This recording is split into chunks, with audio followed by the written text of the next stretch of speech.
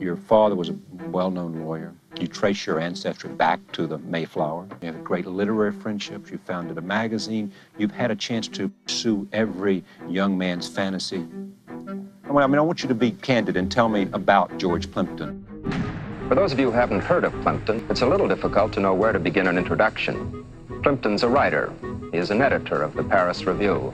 And after that, he's a collector of experiences. Experiences like boxing Archie Moore, playing quarterback for the Detroit Lions, or percussion for the New York Philharmonic. The list could go on and on. It's obvious, of course, that no one could be that good.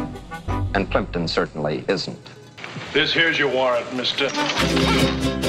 I'm a participatory journalist, which means that I enter other people's professions in order to write articles and books on what happens. George Plimpton. Mr. George Plimpton. It's like a type of transformation. You become what you want to become.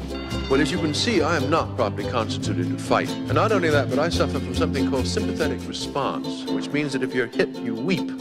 I remember seeing a letter from Hemingway to a friend of mine saying, "This kid is the real thing." And I thought, well now, this is what I'm going to do in life. What do your literary friends think of all this dabbling in sports? Is that slumming as far as they're concerned, or do they think it's an exhilarating thing? I don't think there's any name you could name that he hadn't either befriended or published in the Paris Review. Anything that happened, anything was an excuse for parties. He lived for that. He loved every pair of adoring eyes. Jacqueline, you know, is the same age as my brother. I think George may be going out with her.